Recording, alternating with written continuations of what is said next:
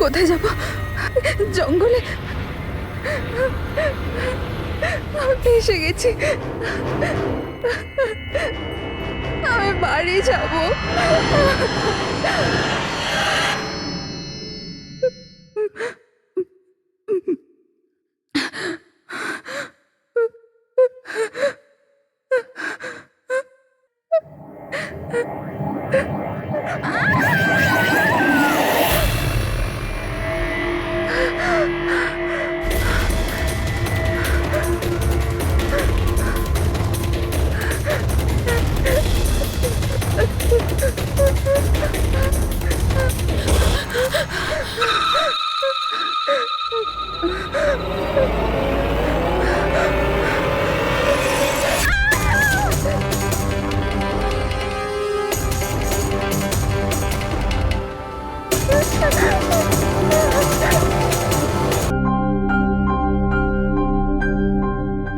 Hello, hello, আপনি কি হিরাল বলছেন? হ্যাঁ আমি হিরল বলছি। আপনি কে? আমি মানিক। আমি আয়েশের সাথে কাজ করি। এখানে একটা বড় প্রবলেম হয়ে গেছে। প্রবলেম? আয়শার সাথে কি হয়েছে? দেখুন, ও জঙ্গলে কোথাও হারিয়ে গেছে। ওকে খুঁজেও পাচ্ছি না আর ফোনেও পাচ্ছি না। আর আমাদের ভয় হচ্ছে যে ওর কিছু হয়ে যায়নি তো।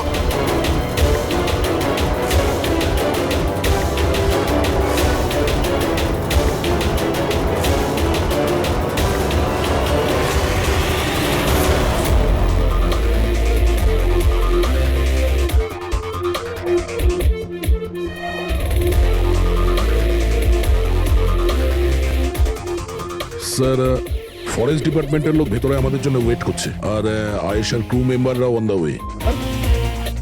কিন্তু আপনারা এটা তো নিশ্চয়ই জানেন যে যে ওই লাশটা আয়শারই নাকি অন্য কারোর। আমি একটা জিনিস বলতে পারি, ও না স্কাই ব্লু কালারের টি শার্ট পরেছিল আর ব্ল্যাক কালারের কার্গো পরেছিল আর হাই পনিও পরেছিল। ওর জামা হাফ ডেড বডির সাথে ম্যাচ করছে কিনা এটা তো বলুন।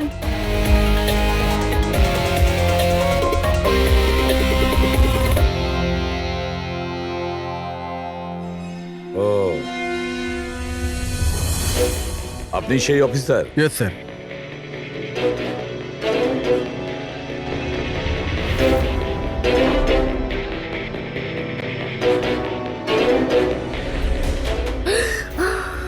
প্রশান্ত? আরে এই তো প্রশান্ত। এক মিনিট, আপনারা কে আর ওকে কি করে চিনলেন? স্যার, আমি মানিক আর আমরা সবাই আয়েশের সাথে কাজ করি। আরে প্রশান্ত আমাদের গাইড। আয়েশা এনাকে লোকেশন খোঁজার জন্য বলেছিল, আর যখন আয়েশা হারিয়ে গেল তখন এই ওকে খুঁজতে গেছিল। এর এরকম অবস্থা, তাহলে আয়েশা কিরকম অবস্থায় আছে? না না না, না না, আয়শার কিছু হয়নি, আমি বলছি তো, trust me. Sir please please আমার বোনকে খুঁজে বাঁচিয়ে নিন স্যার, প্লিজ স্যার, প্লিজ বাঁচিয়ে নিন। দেখো, তোমার বোনকে নিশ্চয়ই আমরা বাঁচাবো। আপনি ওনাকে একটু সাইডে নিয়ে যান। স্যার, এই বডিটা আজ সকালেই আমরা পেয়েছি। এ আমাদের গাইড বাহাদুর। এই বডিটাকে প্রথম দেখেছে। এই প্রশান্তকে একা গিয়েছিল আয়েশাকে খোঁজার জন্য? হ্যাঁ স্যার, কারণ ও জঙ্গলের সমস্ত রাস্তা চিনতো। যত ভালো করেই চিনুক না কেন, রাতের অন্ধকারে ঘন জঙ্গলে বিনা পারমিশনে বিনা গাইডে রাতে ঘোরাফেরা নিজে থেকে মৃত্যুকে ডেকে আনা, তোমরা খুব বড় ভুল করেছো। এই বডিটা এইভাবে পেয়েছি, জানি না দ্বিতীয়টা কি অবস্থায় পাবো। অফিসার, আচ্ছা এটা বলো যে এখানে কোনো হিংস্র জানোয়ার আছে? এরকম কোনো হিংস্র জন্তু নেই। ঘন জঙ্গল, হারিয়ে যাওয়ার ভয় আছে। কোনো জন্তু জানোয়ারের আঁচড় তো মনে হচ্ছে না, কিন্তু এটা ছুরির আঘাত বলে মনে হচ্ছে। একে ছুরি দিয়ে খুন করা হয়েছে।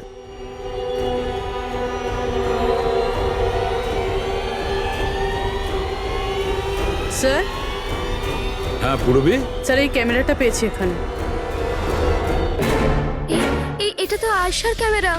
হ্যাঁ স্যার, এটা আয়শা 3 দিন আগে কিনেছিল। এটা চালিয়ে একবার দেখো তো। স্যার এটা অনই হচ্ছে না। কেন? এটার ব্যাটারি ডাউন স্যার, আর আমাদের কাছে ডিভাইসও নেই এটা চিপ ইনসার্ট করার জন্য। ও মাই গড। আপনারা এইসব শেষ করুন, এগুলো পরে করবেন। আগে আমার বোনকে খুঁজুন। আপনারা বুঝছেন না কেন হারিয়ে গেছে? আমরা খুঁজবো।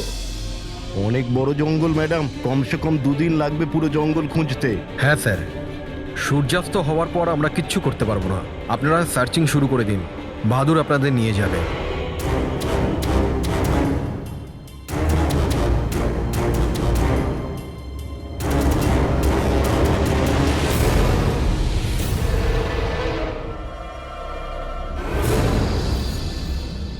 স্যার স্যার আমরা জঙ্গলের অনেক ভেতরে চলে এসেছি স্যার। স্যার এখানে কেউ আসা যাওয়া করে না স্যার। স্যার এক কাজ করি, আমরা ফিরে যাই, না হলে অন্ধকার নেমে আসবে। এখন তো অনেক আলো আছে, অন্ধকার হয়েছে কোথায়? স্যার ফিরতেও তো অনেকটা সময় লাগবে না স্যার? তো ওই হিসাবেই বললাম, এত দূর স্যার কেউ আসেই না। স্যার এখানে কিচ্ছু পাবেন না। আরে ভাই, যখন এত দূর চলে এসেছে একটু দেখে নি না ভাই? চলো চলো। আচ্ছা আচ্ছা।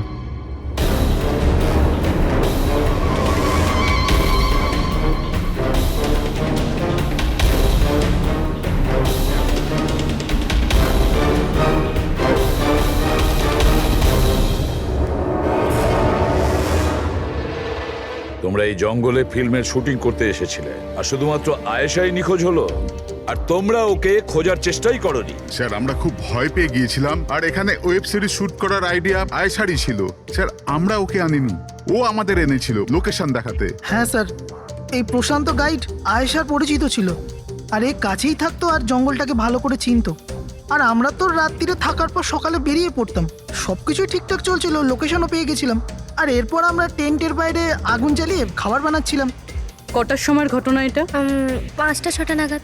আর তখনই হঠাৎ আয়েশা নিজের ক্যামেরা নিল আর জঙ্গলের দিকে যেতে লাগলো। জঙ্গলের দিকে যাচ্ছিল কেন? ও বলেছিল যে ও আশেপাশের একটুখানি ভিডিও করে হিরণকে পাঠিয়ে দেবে, আর ও এটাও বলেছিল আশেপাশেই থাকবে আর তাড়াতাড়ি ফিরে আসবে। তারপর অনেকক্ষণ পর্যন্ত যখন ও এলো না, তখন আমাদের মনে হলো যে কিছু গন্ডগোল আছে। এর আগে আমরা কিছু করতাম কি, সেখানে প্রশান্ত চলে এলো। ও জানতে পারলো তো ও নিজেই খুঁজতে চলে গেল। আর ও আমাদের ওখানেই থাকতে বলল। ও বলল যে জঙ্গলটা খুব বিপজ্জনক আর আমাদেরও প্রাণের ঝুঁকি থাকতে পারে। ব্যাস এটা বলেই ও জঙ্গলে ঢুকে গেল স্যার। তার মানে ওই প্রশান্ত আর ফিরে আসেনি, আর তোমরা পালিয়ে গেছো এখান থেকে নিজেদের বাঁচাতে। না স্যার, আমরা ওখানেই ছিলাম যখন চিৎকারটা শুনলাম। 15-20 মিনিট পর্যন্ত একটা মেয়ের। স্যার স্যার ওই চিৎকার শুনে আমরা খুব ভয় পেয়ে গেছিলাম, আর তারপর আমরা ওখান থেকে পালিয়ে গেলাম। স্যার, আমরা খুব বড় ভুল করে ফেলেছি। চিৎকারটা শুনে আমাদের এখান থেকে পালানো উচিত হয়নি, আয়েশাকে সাহায্য করা উচিত ছিল। সত্যিই তোমরা একটা বড় ভুল করেছো। আয়েশার চিৎকার শুনে যদি তোমরা জঙ্গলে ঢুকতে, আয়েশা এখন আমাদের সঙ্গে থাকতো, আর প্রশান্ত ও হয়তো বেঁচে যেত। তুমি তো বলছিলে যে এত ভেতরে জঙ্গলের কেউ আসতে পারে না, এটা কি? স্যার আমি জানি না, কিন্তু এটা আমাদের ডিপার্টমেন্টের কখনোই নয়। জঙ্গলের মধ্যে টেন্ট, দেখছি এর ভেতরে কে আছে।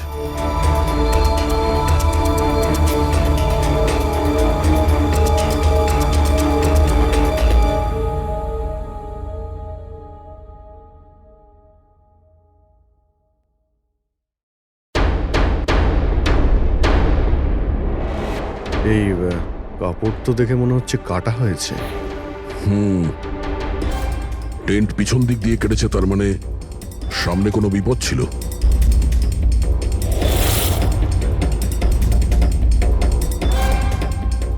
ছুরি, এটা দিয়েই কাটা হয়েছে। বাইরে গন্ডগোল হতেই পিছন থেকে কেটে পালিয়ে গিয়েছে।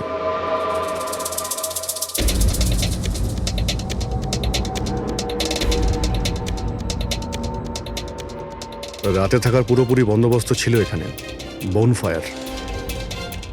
এই আলু এখানে দেওয়া হয়েছিল।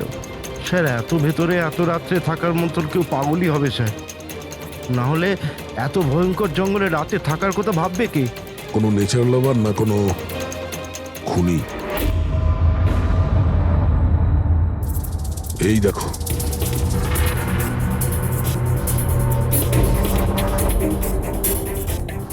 রক্ত। মনে হচ্ছে এখানে এই পাথরের ওপর কেউ বসেছিল, হতে পারে আগুন পোয়াচ্ছিল, আর কেউ ওর ওপর হামলা করেছে। এটা দেখে টেন্টের মধ্যে যে ছিল সে পালিয়ে গেছে। চলো আগে গিয়ে দেখি। স্যার স্যার সূর্য অস্ত যাচ্ছে স্যার, ফিরতেও 2 ঘন্টা কমসে কম লাগবে। ফিরে যাই স্যার। ঠিক আছে, কালকে আবার আসবো। স্যার আমরা আয়েশার টিমকে এই ছবিগুলো দেখিয়েছিলাম, ওরা বলল যে এই টেন্ট ওদের ক্যাম্পের নয়। স্যার, হ্যাঁ পুরবি, আয়েশার ক্যামেরার চিপ। হিরলদি, তুমি এটা মিস করলে। আমি তোমায় বলেছিলাম না আমার সাথে এসো। জানো এখানে এত বেশি গ্রিনারি আছে। লুক এট দিস, এতগুলো গাছ। It's so beautiful. দিদি আমি হাঁপিয়ে গেছি, মনে হচ্ছে আমি জঙ্গলের অনেক ভেতরে এসে গেছি।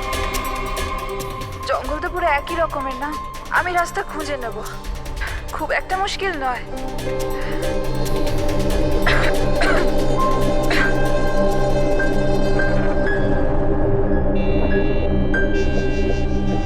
কেউ আছে নাকি ওখানে? কে ওখানে?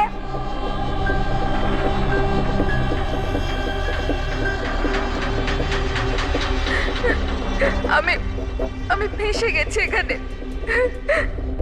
আমি কিছু বুঝতে পারছি না, এখান থেকে আমি কি করে বাইরে যাব। আই এম সরি দিদি, আমার এখানে আসা উচিত হয়নি। আমার মনে হচ্ছে না যে আমি এখান থেকে বেঁচে ফিরতে পারবো। আমায় ক্ষমা করে দিও।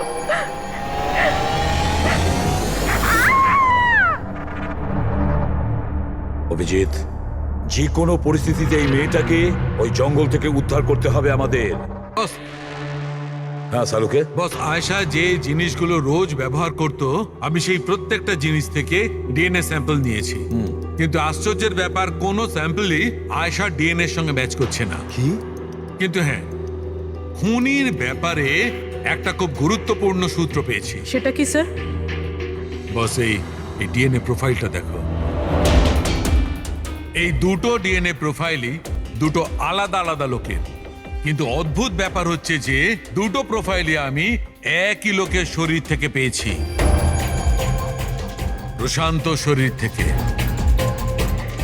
প্রশান্ত শরীর থেকে? হ্যাঁ বস। সেটা কিভাবে? প্রশান্তর মৃত্যু অগণিত ছুরির আঘাতের জন্য হয়েছে, আর ওর শরীরে যে থাবার চিহ্নটা আছে সেটা আসল নয়, তৈরি করা হয়েছে নকল। আর সবচেয়ে আশ্চর্যের ব্যাপার হচ্ছে যে প্রশান্তের লাশের থেকে আমি ওর রক্ত ছাড়া আরো কারো রক্ত পেয়েছি। এখন এই রক্তটা কোনো পুরুষের না নারীর সেটা আমি বলতে পারবো না, কারণ ওই রক্তটা প্রশান্ত রক্তের সঙ্গে মিশে গেছে। কিন্তু একটা কথা ঠিক বস, এই রক্তটা তখনই বেরিয়েছে যখন প্রশান্ত রক্ত বেরিয়েছে। অভিজিৎ, দয়া, নিশ্চয়ই এটা খুনিরই রক্ত। খুনি প্রশান্তর ওপর হামলা করে, আর তখন নিজেকে বাঁচানোর জন্য প্রশান্ত ওর সঙ্গে মারামারি করে, আর খুনির রক্ত প্রশান্ত শরীরে লেগে যায়। তবে খুনিরও গুরুতর আঘাত লেগেছে, সামান্য আঘাতে এত রক্ত বেরোবে না তার।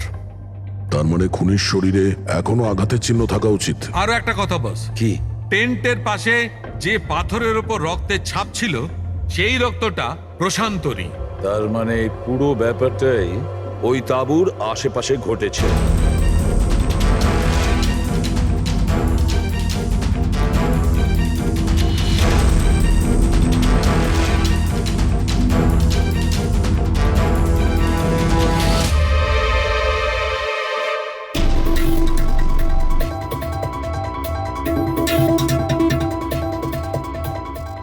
স্যার?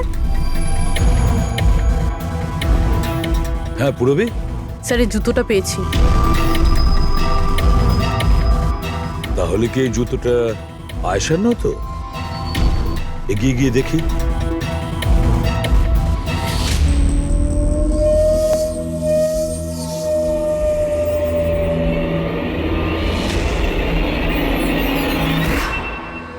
স্যার, হ্যাঁ এই দেখুন স্যার।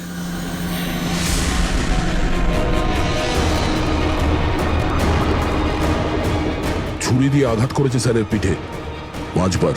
ওকে একটু উল্টে দাও। এ তো আয়েশা, ফেসটা তো পরিষ্কার দেখছি অভিজিৎ, না কোনো আঘাতের চিহ্ন, না কোনো কাটা দাগ। কিন্তু ওই ভিডিওতে যে দেখলাম। হ্যাঁ স্যার, ভিডিওতে এর মাথায় আঘাত লেগেছিল, রক্ত বেরোচ্ছিল। এখানে তো আঘাতের কোনো চিহ্নই নেই, একদম পরিষ্কার। তার মানে হলো ওই ভিডিওটা নকল।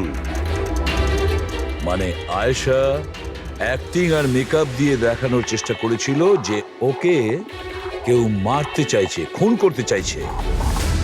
কিন্তু এটা কেন করবে? স্যার, কেউ হয়তো মজা করবে, আর না হলে কোনো ভয়ঙ্কর পরিস্থিতি থেকে বাঁচার জন্য নাটক করছে। আর দুটো অবস্থাতেই এর মিথ্যেটা সত্যি হয়ে যায়।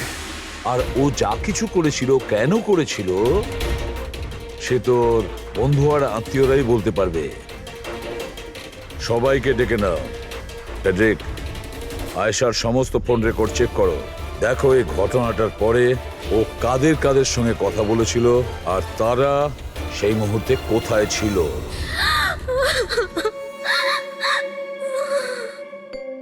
এরা আমাকে কেন ওকে দেখতে দিচ্ছে না? কি বাজে ভাবে মেরেছে আমার বোনকে। আর এরা বলছে যে ও নিজের মৃত্যুর নাটক করেছে, নিজের মার্ডারের নাটক। আর ওই নাটক সত্যি হয়ে গেছে। ভুল বলছে ওরা, মিথ্যে। আমাদের আয়েশা এরকম করতেই পারে না। আপনারা ভুল অভিযোগ করছেন।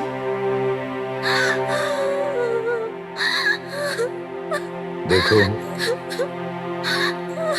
আপনার দুঃখ আমরা বুঝতে পারছি, কিন্তু এই অভিযোগ ভুল নয়, সত্যি। এটা আয়েশার ক্যামেরা থেকে যে থার্ড ক্লিপিংটা আমরা পেয়েছি, সেখানে আয়েশার মুখের ওপরে অনেকগুলো ক্ষত চিহ্ন ছিল, কিন্তু যখন আমরা আয়েশার লাশটাকে পাই তখন ওর মুখ আর গলা পরিষ্কার ছিল।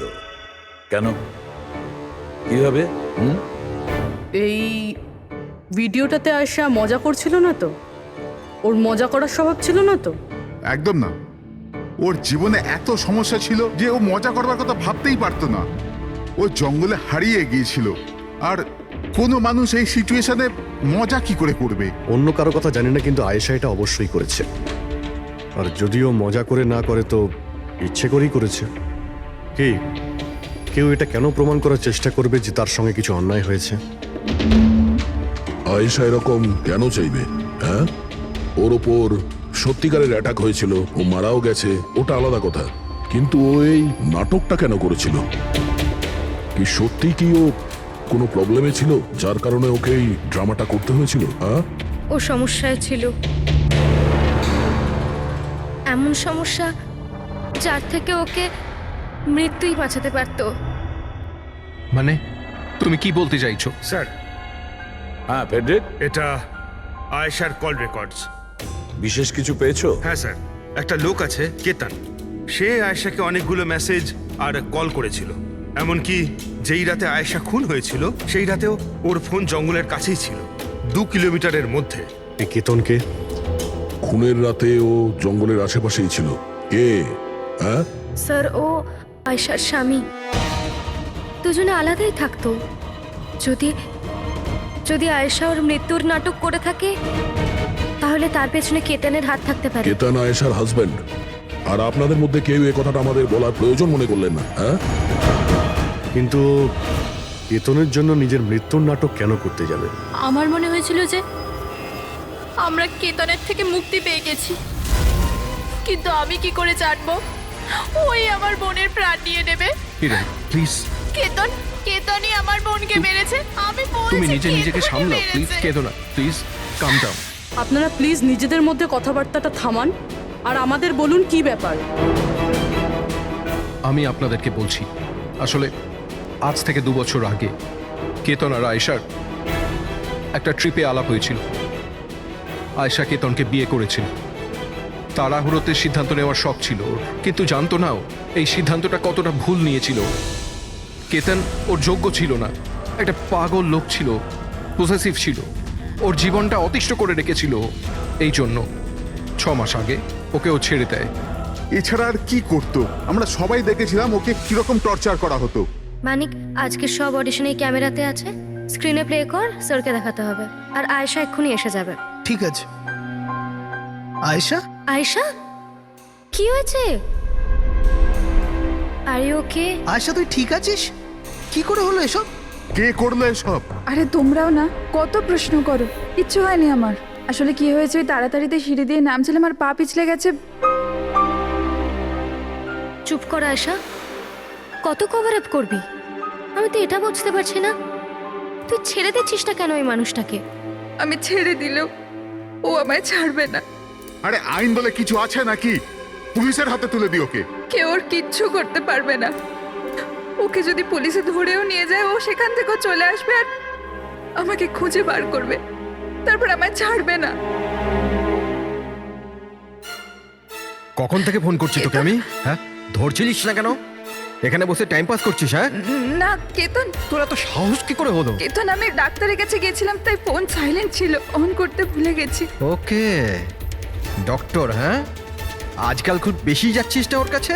কেতন কি বলছো? এরকম কিচ্ছু নয়। আর তুমি বললে আমি ডাক্তারের কাছে আর কোনোদিন যাবো না। আমাকে প্লিজ ছেড়ে দাও, আমাকে ক্ষমা করে দাও। তোকে তোর যোগ্যতা দেখাই, চ। কি করছে সব? ছাড়ো ওকে। এই নিজের কাজে মন দে, বুঝেছিস? এনাফ। এনাফ। মানুষ না, এই কেতন তো জানোয়ার। তোমরা কেতনের ব্যাপারে আমাকে আগে বলনি কেন? আপনারা যা বললেন সেটা শুনে তো মনে হচ্ছে কেতনই আমাদের প্রাইম সাসপেক্ট। মনে হচ্ছে কেতনের কারণেই সেটা করেছে।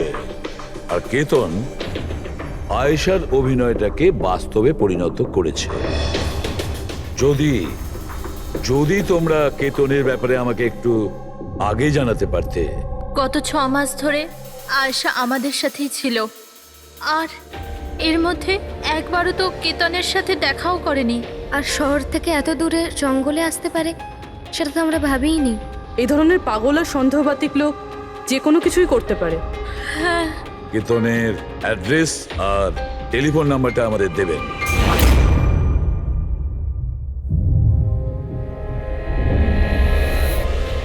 কেতন,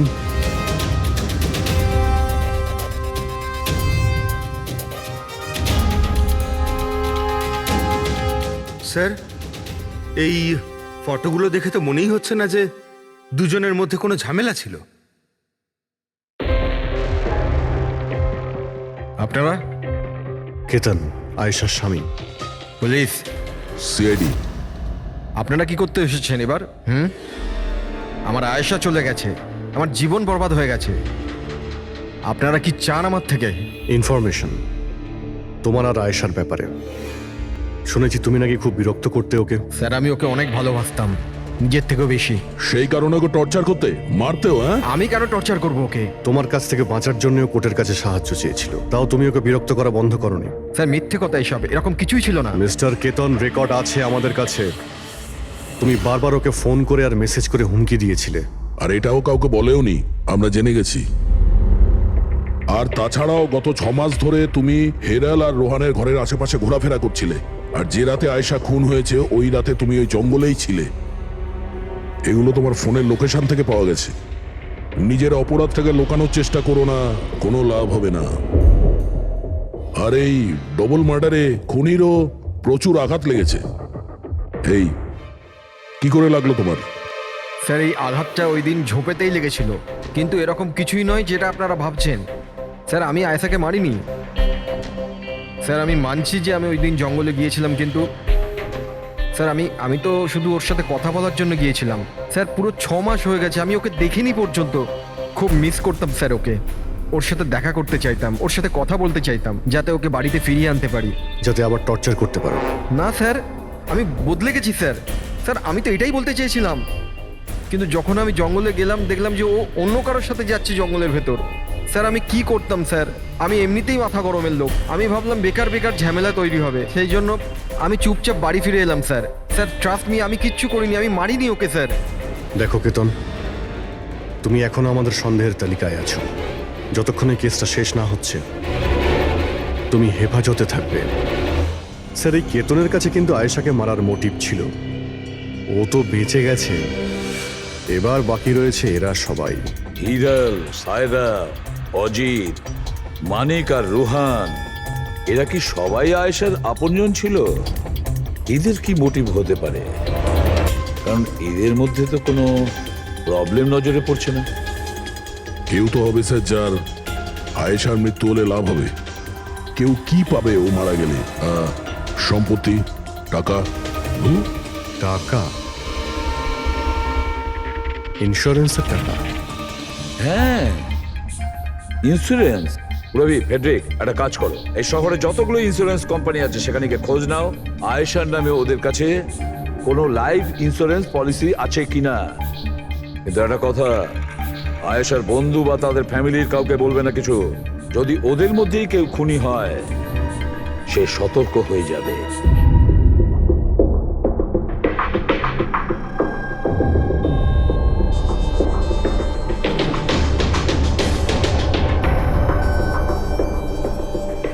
ওকে থ্যাঙ্কস স্যার। হ্যাঁ পেড্রিক, আয়েশার অ্যাকাউন্টে মাত্র 1 লাখ টাকা আছে, কোনো ফিক্সড ডিপোজিট পর্যন্ত নেই। স্যার তানিশা ইন্স্যুরেন্স প্রাইভেট লিমিটেডের কাছে আয়শার নামে একটা বীমা পলিসি রয়েছে 50 লাখ টাকার। ও আচ্ছা। আর এই টাকা আয়শার ভাগ্নি মানে ও দিদি আর জামাইবাবুর মেয়ে নিমিষা পাবে। আচ্ছা, তাহলে এই ব্যাপার। স্যার আসলে আপনারা কি চাইছেন? আমার যা জানা ছিল আমি সবকিছু বলে দিয়েছি, আর আপনারা জানেন আমার স্ত্রীর শরীর কতটা খারাপ, এখন আমার ওর সঙ্গে থাকা উচিত, আর আপনারা আমাকে এখানে আটকে রেখেছেন। স্যার বলার কি বাকি আছে? সব বলে দিয়েছি। অনেক কিছু বাকি আছে, তুমি একটু বেশি কথা বলো, সেই জন্য যা কিছু প্রশ্ন করব ঠিক তারই উত্তর দেবে।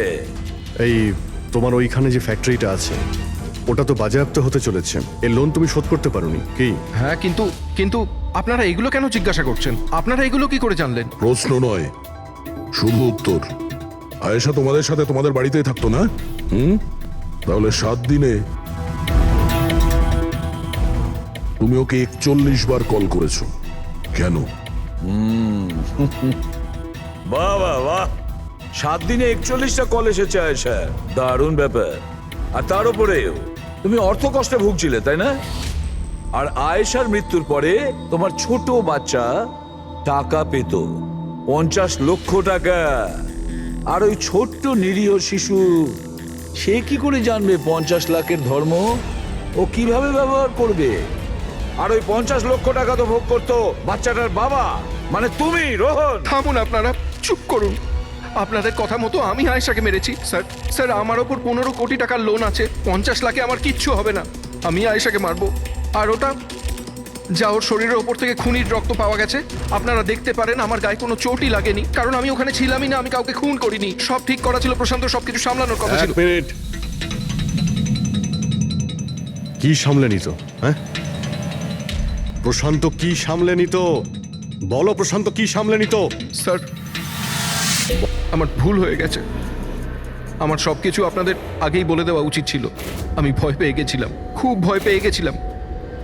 কোনটা বলার ছিল আগে? তাড়াতাড়ি বলো। আমি আয়েশার প্ল্যানে যুক্ত ছিলাম। আমরা শুধু ওকে মৃত দেখাতে চেয়েছিলাম, অ্যাকচুয়ালি ওর মরার কথা ছিল না। তার মানে আমাদের সন্দেহ ঠিক ছিল স্যার? সবকিছু ঠিক ছিল, ওই ভিডিওটা নকল ছিল, শুধু কেতনের থেকে বাঁচার জন্য ছিল। আর তুমিও এই প্ল্যানে জড়িত ছিলে? স্যার কেতন আয়েশার জীবন অতিষ্ঠ করে দিয়েছিল, ও বেচারি চুপ থাকতো, কাউকে কিচ্ছু বলতো না। স্যার একদিন লিমিট ক্রস করে গেল, সব সীমা ছাড়িয়ে গেল। ওর মনে হলো কেতন ওর জন্য কোনো বড় বিপদ হতে পারে, ও আমাকে বলেছিল। স্যার কেতন পাগল ছিল, পুলিশ বা ডিভোর্স ওর কেউ কিচ্ছু করতে পারতো না। আয়েশা ওটাকে পার্মানেন্ট মুক্তি পেতে চাইছিল, চিরদিনের জন্য। আমি হাঁপিয়ে গেছি জিজু। এখন তো ডিভোর্স আমাকে কেতনের থেকে বাঁচাতে পারবে না। যেটা আমায় ওই কেতনের হাত থেকে বাঁচাতে পারে সেটা শুধু আমার মৃত্যু।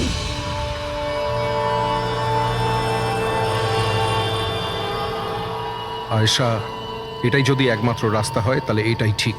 তোমার মৃত্যু তোমায় কেতনের হাত থেকে বাঁচাতে পারে। মরে যাও। হোয়াট? রিল্যাক্স, আমার কাছে একটা আইডিয়া আছে। আমাদেরকে এমন কিছু করতে হবে যাতে মনে হয় আয়েশা মরে গেছে। তোমার সাথে কোনো দুর্ঘটনা হলো বা কেউ তোমাকে মেরে দিল, আর বডিকে এতটা খারাপ করে দেওয়া হলো যে কেউ চিনতে না পারে। আয়েশা, তারপর তুমি এখান থেকে অনেক দূর চলে যাবে, আর তোমার ওই ইন্স্যুরেন্সের টাকা যেটা মিমির নামে আছে আমি তোমাকে পৌঁছে দেবো। 50 লাখ টাকা দিয়ে একটা নতুন জায়গা, নতুন লাইফ, নতুন করে শুরু করবে।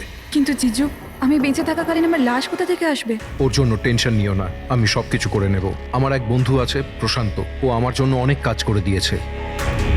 কিন্তু হ্যাঁ আয়েশা, এরপরে তুমি কখনো জীবনে আমার সাথে, মিমির সাথে, হিরালের সাথে কোনোদিন দেখা করতে পারবে না।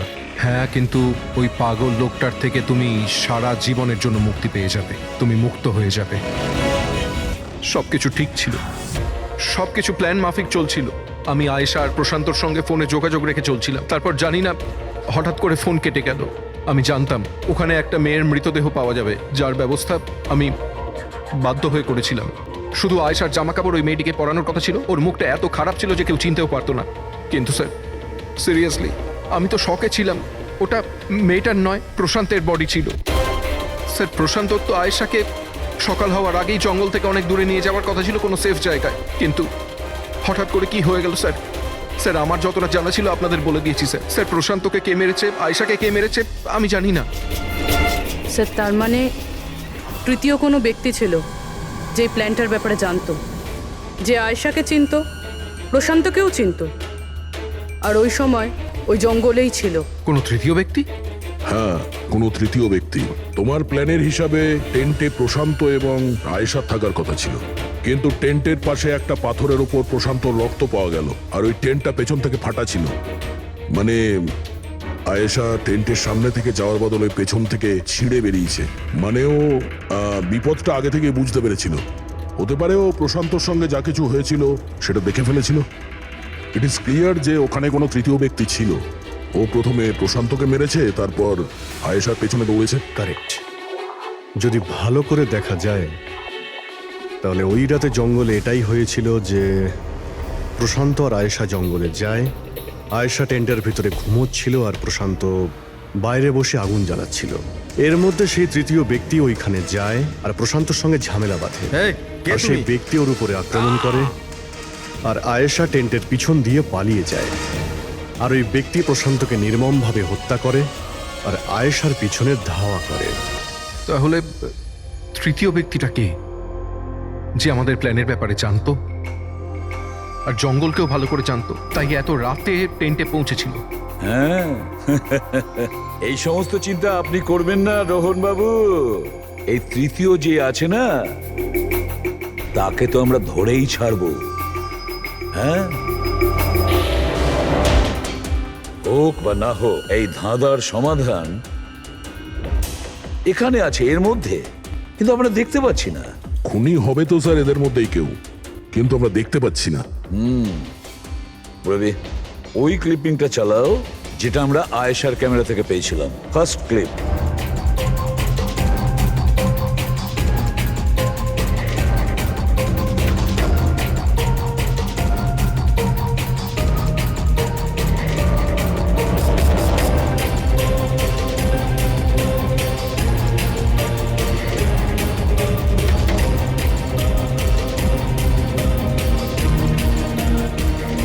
ইয়েস, তুমি ঠিকই বলেছিলে, খুনি আমাদের সামনেই আছে, কিন্তু আমরা দেখতে পাচ্ছি না। একটা কাজ করো, সবাইকে জঙ্গলে ডেকে নাও, তখনই বোঝা যাবে। স্যার এখনো আপনারা আমার ওপর সন্দেহ করছেন, যেখানে আমি আপনাদের সবকিছু সত্যি কথা বলেই দিয়েছি। স্যার আমি আমার বউকে কেন মারবো স্যার? আমি তোকে ভালোবাসি স্যার। আমার বোনের খুনিকে খোঁজার বদলে আপনারা আমাদেরই জিজ্ঞাসাবাদ করছেন। আর ওর গায়েব হওয়ার খবর তো আমি হিরাল ম্যামকে দিয়েছি। আর আমরা যদি কিছু করতাম তো আমরা কেন ফোন করতাম? হ্যাঁ, কিন্তু কেউ তো আয়েশাকে খুন করেছে, আর কে খুন করেছে সেটা আমরা জানি। আয়েশাকে খুন তোমাদের মধ্যেই কেউ করেছে, তোমাদের মধ্যেই কেউ। আমাদের মধ্যে কে হতে পারে স্যার? এখনই জানতে পারা যাবে। রোহন, তুমি একটা কথা বলো, আয়েশা রেকির জন্যে তোমার বাড়ি থেকে দুর্ঘটনার একদিন আগেই গিয়েছিল না? হ্যাঁ স্যার, একদিন আগেই গিয়েছিল। আর এটা সেদিনেরই ছবি, তাই না? যেদিন ওর রেকিতে যাওয়ার কথা ছিল। আয়েশার অ্যাকাউন্ট ওই পোস্ট করেছে, তো ওরই হবে। আর আপনারা আমার বোনের খুনিকে খোঁজার বদলে এরকম ফালতু জিজ্ঞাসাবাদ করছেন, আমাদের উপরে ব্লেম করছেন। এতে কি প্রমাণ পাবেন আপনারা? এটাই যে তোমরা আয়েশাকে জীবন্ত দেখেছিলে শেষবার ওই দিনই, তারপরও নিখোঁজ হয়ে গেছিল, তোমরা আমাদের বলেছিলে। আচ্ছা, ও কি কি পরেছিল অপর্ণা, তুমি বলেছিলে, তোমার মনে আছে? হ্যাঁ, ও না স্কাই ব্লু কালারের টি শার্ট পরেছিল আর ব্ল্যাক কার্গো প্যান্ট ছিল। হাই পনিও করেছিল। আপনার তো নিশ্চয়ই মনেই আছে। হিরাল, তুমি কি করে জানলে আয়েশা মরার সময় কি কাপড় পরেছিল? বলো, আরে বলো না। কারণ সেই দিন এ জঙ্গলেই ছিল। এই প্রশান্তকে মেরেছে আর তারপর আয়েশার পিছনে দৌড়োয়, ওর পিছু নেয় আর ওকে মেরে ফেলে। আর প্রশান্তকে মারার সময় তোমার গভীর আঘাতও লাগে। দেখাও। হাত ছাড়ুন আমার, দূরে থাকুন। হ্যাঁ, আমার থেকে। একে তো আপনারা আমার বোনের খুনিকে খুঁজে পাচ্ছেন না, তার উপরে আমার উপরে অভিযোগ দিচ্ছেন। হ্যাঁ, ব্যাস, অনেক অভিনয় করেছো, এবার ঠিক করে বলো কেন মেরেছো তুমি আয়েশাকে? হ্যাঁ, আমি মেরেছি আয়েশাকে। আমি মেরেছি আয়েশাকে।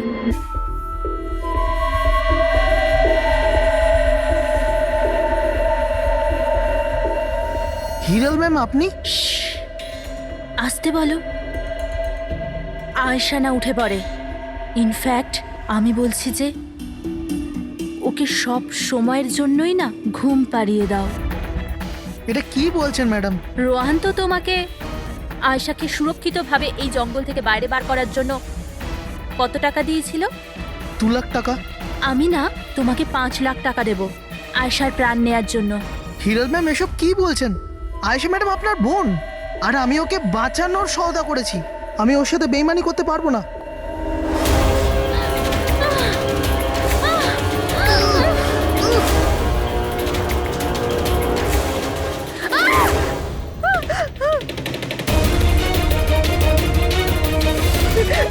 আয়েশা,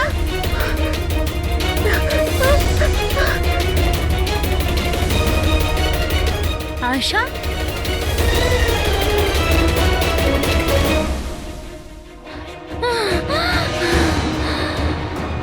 আয়েশা, আমার কাছে আয় আয়েশা।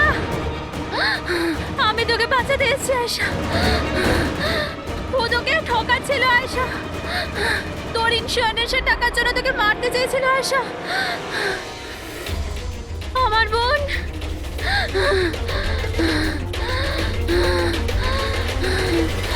আয়েশা। সরি দিদি, আমি কিচ্ছু জানতাম না এই ব্যাপারে।